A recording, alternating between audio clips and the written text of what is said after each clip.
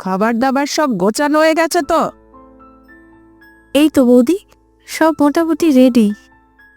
এমন সময় সেখানে মিষ্টির হাঁড়ি নিয়ে হাজির হয় শশীকান্ত।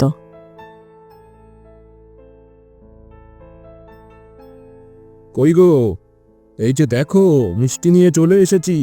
সব থালায় থালায় সাজিয়ে দাও দেখি। ওদিকে তো ছেলের বাড়ির লোকজন এলো বলে। শোনো মা, এইসব মিষ্টির থালায় সাজিয়ে দাও। আবার দেখো, সাজাতে গিয়ে দু চারটে মুখে পুড়ে নিও না যেন।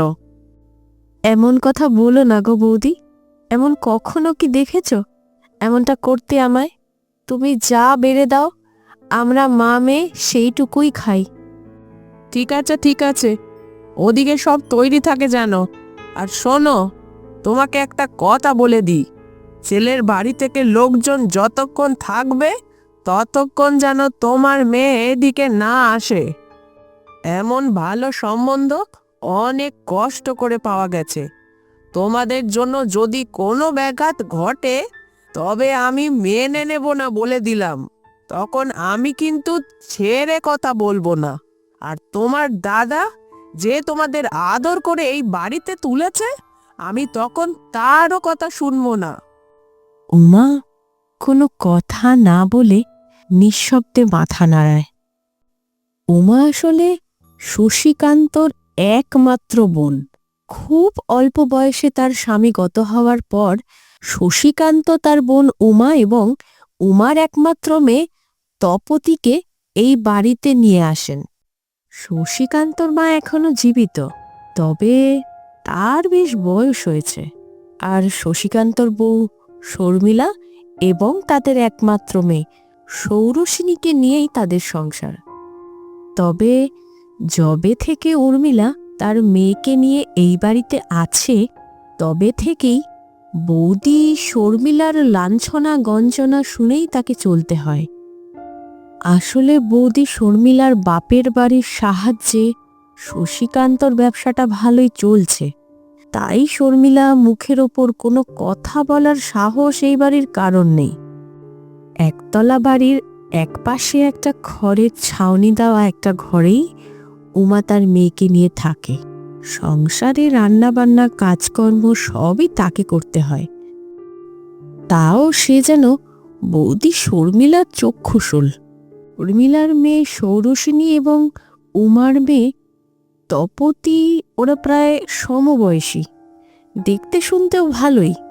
তবে তপতির গায়ের বর্ণ, লম্বা চুল, টানা টানা দুটো চোখ যেন নজর কাড়ে। এইসবের মাঝেও দুই বোনের মধ্যে বেশ ভালোই সম্পর্ক। সৌরসিনী কতবারই না লুকিয়ে তার ভাগের দুধটুকু তপতিকে খাইয়ে এসেছে। তবে এসবের মা শর্মিলা কিছুই জানে না। মায়ের ভয়ে সেও তপতির জন্য কষ্ট পেলেও বিশেষ কিছু বলতে পারে না। আজ সৌরসিনীকে দেখতে ছেলের বাড়ি থেকে লোক আসছে, তবে সেখানে তপতির যাওয়ার অনুমতি নেই। পাছে যদি সৌরসিনীকে ছেড়ে তপতিকে দেখে পছন্দ করে নেয় ছেলের বাড়ির লোক, তবে তপতি আজ বেজায় খুশি। তার একমাত্র বোন সৌরসিনীকে দেখতে লোক আসছে, তার বিয়ে হবে, কত আনন্দ হবে। তবে এসবের মাঝে দুঃখও আছে, বোনকে চলে যেতে হবে শ্বশুর বাড়ি। এই সবই সে ঘরে বসে ভাবছিল। এমন সময় তার মা উমা এসে বলে, শোন মা, আজ কিন্তু ওদিকে একদম যাবি না, ছেলের বাড়ির লোক যেন তোকে দেখতেও না পায়। এই কথা মার মুখ থেকে শুনে তপতি সরল মনে মাকে জিজ্ঞাসা করে, কেন মা, আমার বোনের বিয়ে হবে, আজ তো সব থেকে বেশি ওর আমাকেই দরকার। ও তো একা এত অচেনা মানুষের সামনে যেতেও ভয় পাবে, আর তুমি বলছো আমি ওদিকে যাব না? আমি এত শত বুঝি না, তোকে যেতে না বলেছি তুই যাবি না, মামি বারণ করে দিয়েছে। সবই তো জানিস মা, এখানে থাকতে গেলে যে মামির কথা শুনে আমাদের চলতেই হবে রে। এখন আমি যাচ্ছি, ওদিকে যে আমার মেলা কাজ পড়ে আছে। এই বলে উমা সেখান থেকে চলে যায়। এরপর ছেলের বাড়ির লোকজন এলে তাদের আপ্যায়ন করে ঘরে নিয়ে বসানো হয়। কিছুক্ষণ পর হাতে মিষ্টির থালা নিয়ে সেখানে সৌরসেনী প্রবেশ করে।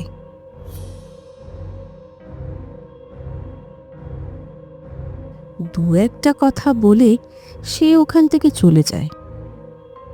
সৌরসেনীকে দেখতে আজ ছেলে এবং তার মা, বাবা, দাদা, বৌদি সবাই এসেছে।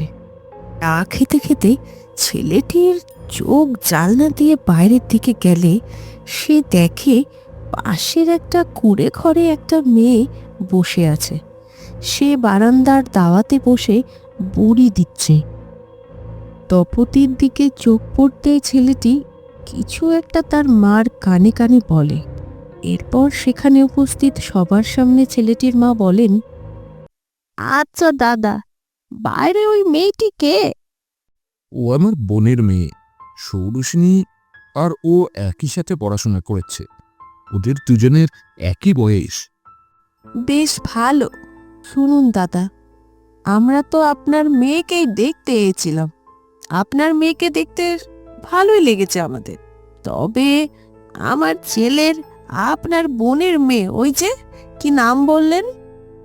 তপতি। হ্যাঁ হ্যাঁ, ওই তপতিকেই পছন্দ করেছে। আমাদের কোনো দাবি নেই, মেয়েকে এক বস্ত্রেই নিয়ে যাব। আর তপতি আমার বাড়িতে রাজরানী হয়েই থাকবে, কোনো চিন্তা করবেন না। আপনাদের বাড়ির মেয়ে ভালোই থাকবে। আমি মা বলে বলছি না, আমার ছেলে লাকে একটা, তপতিকেও ভালোই রাখবে। আপনারা যদি রাজি থাকেন তবে আমি বাড়ি গিয়ে বিয়ের তারিখ ঠিক করতে পারি। আজ আমরা সব উঠছি, আপনাদের মতামতের অপেক্ষায় থাকব। এই বলে সেখান থেকে ছেলের বাড়ির লোকজন চলে যায়। এদিকে ছেলের বাড়ির থেকে এসব কথা শুনে শর্মিলা তেলে বেগুনে জ্বলে ওঠে। ওরা চলে যাবার পর শর্মিলা উমাকে অনবরত অপমান করতে থাকে। কিন্তু বৌদি, ও তো ওখানে আসেনি। আমি বারবার বলেছিলাম তোমার মেয়ে যেন ছেলের বাড়ির লোকের সামনে না আসে। আমি কি বুঝে না ভেবেছ আমার মেয়ের ভালো সম্বন্ধ এসছে? এতে তোমার জলও উঠেছে। ওই সময় ওকে বাইরে বড়ি দিতে হচ্ছিল, তাই না? আমি সব বুঝি। তুমি আমার মেয়ের ভালো চাও না। যবে থেকে তোমরা আমার বাড়িতে এসেছো তবে থেকেই যত সমস্যা শুরু হয়েছে আমার সংসারে। আমার মেয়ের বিয়ে এখানে যদি না হয় আমি তোমার মেয়ের বিয়েও এখানে হতে দেব না, এই আমি বলে দিলুম। আমি কালই মেয়েকে নিয়ে বাপের বাড়ি চলে যাব। যতদিন না তোমার বোনের ব্যবস্থা করছো ততদিন আমি এখানে আসবই না। এইসব শুনে উমা বৌদির পায়ে পড়ে বলে, বৌদি, বৌদি, আমি কখনোই তোমাদের খারাপ চাই না। আর সৌরসেনী তো আমারও মেয়ে, আমি কি করে ওর কোনো রকম ক্ষতি চাইতে পারি? আমাদের জন্য তুমি এই বাড়ি ছেড়ে যেও না বৌদি। মায়ের এমন কাকুতি মিনতি দেখে মেয়ে তপতিও কেঁদে ফেলে। পরদিন সকালে শর্মিলা তার মেয়েকে নিয়ে বাপের বাড়ি চলে যায়। মেয়ে সৌরসেনীও ইচ্ছে না থাকলেও মায়ের ওপর কথা বলার সাহস দেখাতে পারেনি। এর কিছুদিন পর মা একদিন দাদার ঘরে এসে বলে, বাবা শশী, অনেক দিন তো হলো রে বাবা, এবার ওই বাড়িতে গিয়ে বৌমাকে নিয়ে আয়। আমি গেছিলাম, মা অনেক চেষ্টা করেছে ওকে বোঝানোর, কিন্তু ও যে কিছুতেই বুঝতে চাইছে না। ও তো জেদ ধরে বসে আছে। যতক্ষণ না উমা আর তার মেয়েকে নিয়ে এ বাড়ি থেকে যাবে ও এখানে ফিরবে না। আমি কি করে অসহায় বোনটাকে বলি মা এ বাড়ি থেকে চলে যেতে? ও কোথায় যাবে বলো? তার থেকে থাক, শর্মিলা এখন ওর বাপের বাড়িতেই থাক, ওর মাথা ঠান্ডা হোক, তারপরে ও নিজে থেকেই চলে আসবে। এসব নিয়ে তুমি কিছু ভেবো না। তুমি তো জানো তোমার বৌমা আগাগোড়াই এমন। আগে উমাকে সহ্য করতে পারতো না, এখন সঙ্গে উমার মেয়েটাকেও সহ্য করতে পারছে না। ওর জন্য আমি উমাকে কখনোই এখান থেকে যেতে বলবো না। তুমি যাও, ঘরে গিয়ে বিশ্রাম নাও। উমা, তপতি ওরা খেয়েছে? হ্যাঁ, খেয়েছে। উমাই তো তোকে বলতে আসছিল বৌমাকে নিয়ে আসার কথা। আমি বললাম তুই একটু বিশ্রাম কর, সারাদিন তো খাটাখাটনি করিস, আমি গিয়েই শশীর সাথে কথা বলছি। ঠিক আছে বাবা, আমি তবে এখন আসি। এরপর কটা দিন চলে যায়। একদিন উমা একটা থালায় খাবার বেড়ে তপতিকে খাওয়ার জন্য ডাকে। তপতি সেখানে এসে তার খাবার দেখে সেটা ছুঁড়ে ফেলে দেয়। এরপর সে তার মায়ের উদ্দেশ্যে বলে, আমি এইসব খাবো না, আমি মাছ খাবো। কোথায় মাছ? আমায় মাছ এনে দাও। তপতির এমন আচরণে উমা অবাক হয়ে যায়। এই মেয়ে তো কখনো খাবার নিয়ে এমন করেনি। ওকে যা খেতে দিয়েছে ও সেটাই খেয়েছে, তবে আজ ওর কি হলো? কি হলো? বলছি তো মাছ দাও, আমি মাছ খাবো। মাছ তো এখনো রান্না হয়নি মা, যখন হবে তখন নয় খাস। ততি যেন তার নিজের মধ্যেই নেই। সে তার খাওয়া শেষ করে সেখান থেকে চলে যায়। ওর এমন আচরণে সবাই চিন্তিত হয়ে পড়ে। মা গো, এসব কি হচ্ছে? তপতি এমন কেন করলো মা? এই মেয়ের কি হলো?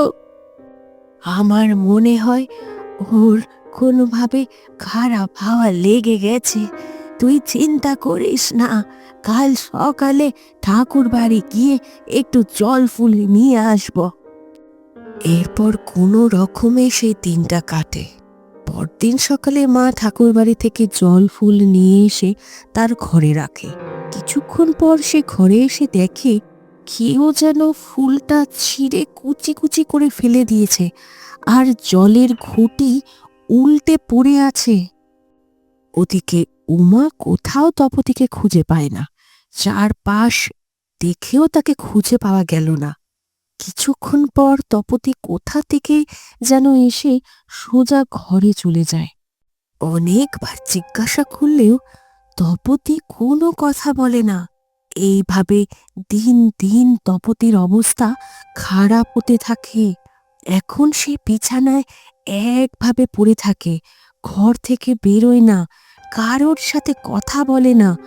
ওর সারা শরীর সাদাটে, চোখের তলায় কালি, এলোমেলো চুল, সব মিলিয়ে দেখে মনে হয় এ যেন অন্য কোনো তপতি।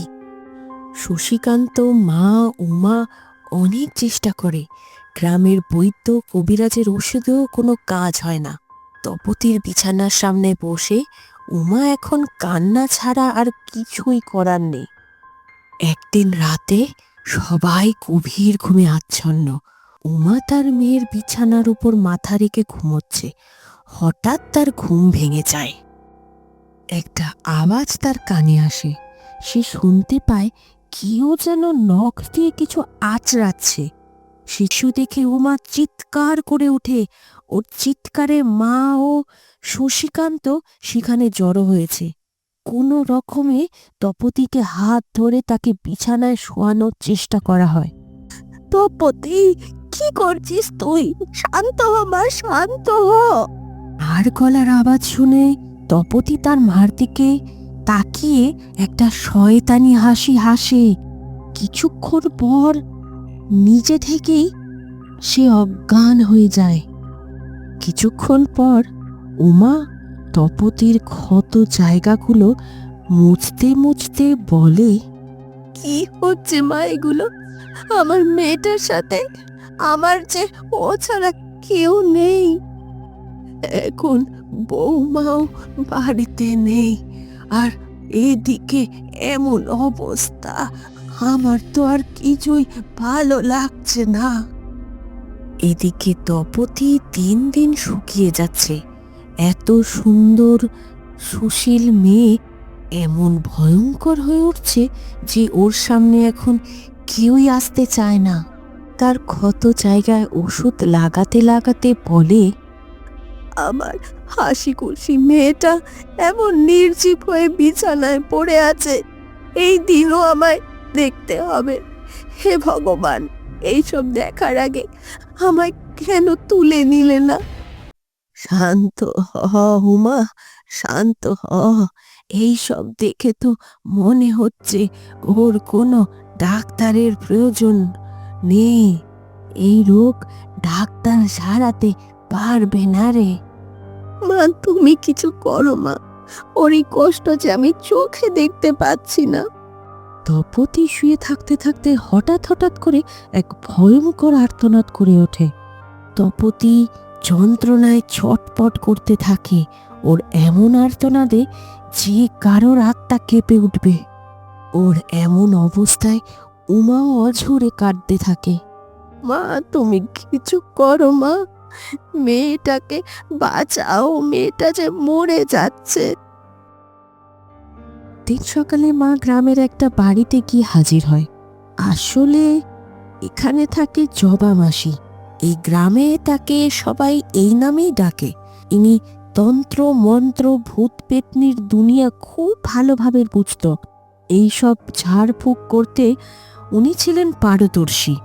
মা তার কাছে গিয়ে সবটা খুলে বলেন। সব শুনে জবা মাসি একবার তপতিকে দেখতে বাড়িতে আসতে চান। এদিকে শশীকান্ত তার বউ এবং মেয়েকে নিয়ে বাড়িতে এসেছে। বাড়ির এমন অবস্থা শুনে শর্মিলাও আর রেগে থাকতে পারেনি। তপতিকে দেখে সেও দুঃখিত হয়। একদিন জবা মাসি বাড়িতে এসে তপতির ঘরে ঢুকে বলে, কেমন একটা দুর্গন্ধ পাচ্ছি। ঘরে পা দিতে কেমন একটা অশুভ শক্তির আভাস সে অনুভব করে। তখনই তার তপতির ওপর নজর যায়। ও এক অদ্ভুত ভাবে বিছানায় বসে আছে। তার চোখ লাল, শরীরে বিভিন্ন জায়গায় ক্ষতের চিহ্ন ভর্তি। তপতিকে ভালোভাবে দেখে জবা মাসি বলেন, ওকে দেখে মনে হচ্ছে কেউ ওর ওপরে বশীকরণ মন্ত্র প্রয়োগ করেছে। কেউ চায় ও ছটপট করতে করতে মরে যায়। কেউ তো আছে যে ওর ক্ষতি চাইছে। আমাকে একটু সময় দে, আমি সবটা নিজে আগে দেখি। এরপর জবা মাসি চুপ করে একটা জায়গায় বসে যায়। কিছুক্ষণ পর তিনি চোখ খুলে বলে, আমি জানি এটা কে করেছে। তুই নিজে থেকে বলবি নাকি আমি সবটা সবাইকে জানাবো? বলছি, আমি সব বলছি। দূরে দাঁড়িয়ে এক গলা সবাই শুনতে পেল। সেদিকে সবাই তাকাতেই অবাক হয়ে যায়। এটাও কি সম্ভব? এমনটা হবে কেউ যে স্বপ্নেও ভাবতে পারেনি।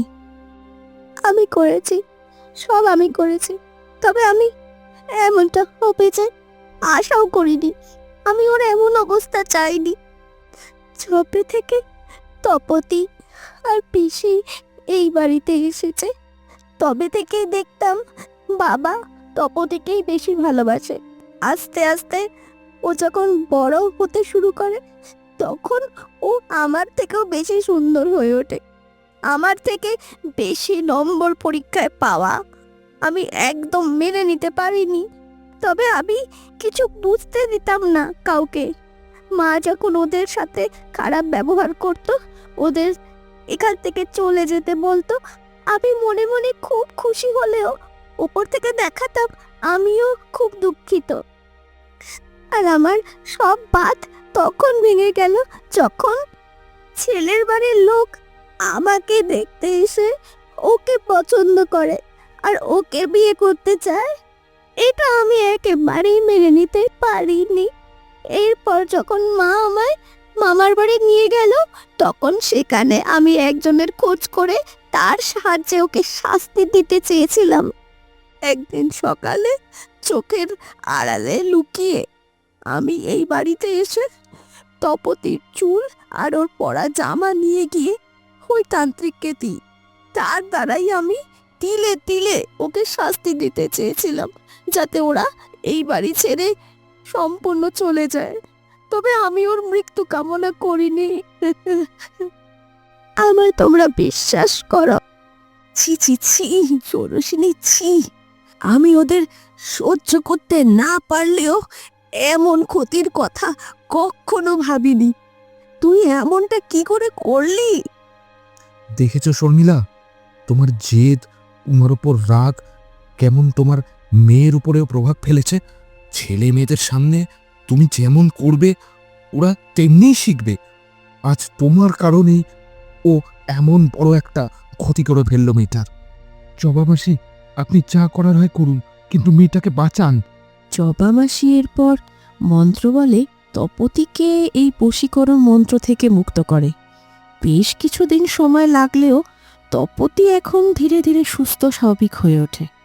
তবে এখন শর্মিলা তপতি এবং উমাকে খুবই ভালোবাসে। হয়তো নিজের ভুল বুঝতে পেরে এমনটা পরিবর্তন তার মধ্যে এসেছে। ওদিকে ষোড়শিনী তার নিজের করা এমন কাজের জন্য অপরাধ বোধে ভুগতে থাকে। এরপর ওই ছেলের সাথেই তপতির মামা শশীকান্ত ও মামি শর্মিলা ধুমধাম করে তপতির বিয়ে দিয়ে দেয়।